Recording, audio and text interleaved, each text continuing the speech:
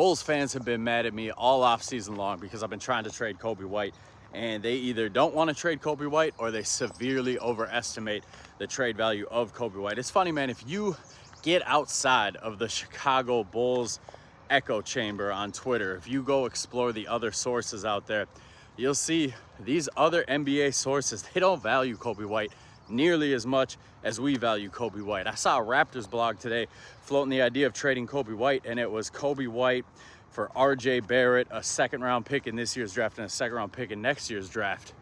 And they were wondering if that was too rich for their blood. So, I mean, I like Coby White, man. I was a fan of him when we drafted him. It's been fun to watch him grow year after year, but he does have weaknesses. He's not a good defensive guard.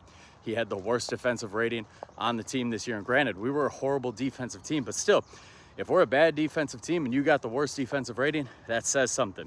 An expected plus minus, which is not the end all be all of stats, but he ranked 478th out of 500 players in the NBA this year. Not the end all be all of stats by any means, but still, when you're that low, that says something. We all hate Josh Giddey's defense. He's like 360th on that list. So I don't know, man. You look at these playoffs and you watch these games and you wonder how the Bulls would play in these games, how Bulls players would play in these games. It's hard for me to see Coby White being as effective in the playoffs simply because the physicality is ratcheted up. And we saw in that play-in game when Davion Mitchell got in his ass and that physicality was ratcheted up, Coby struggled. Coby didn't know what to do. Davion Mitchell, nice defender. He ain't Aaron Nesmith. He ain't Alex Caruso. He ain't Jaden McDaniels. He ain't some of these elite defenders that you've seen put on these elite scoring guards like SGA, like Brunson, like Halliburton, guys who they've been making those guys sweat.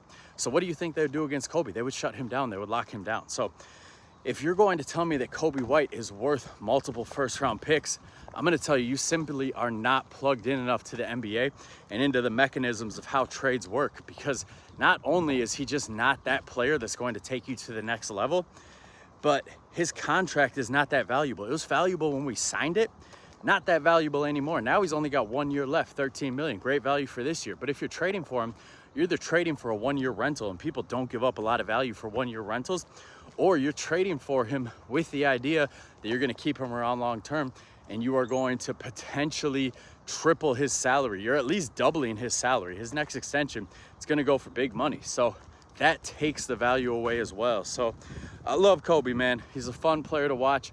I'm not bought into that March Coby is the Coby here to stay. That's just, I don't know. The March run this year, it broke me seeing how they laid down in the play-in tournament. But I like Coby. I just think you guys who think he's worth multiple first-round picks need to get plugged into the rest of the NBA a little bit more.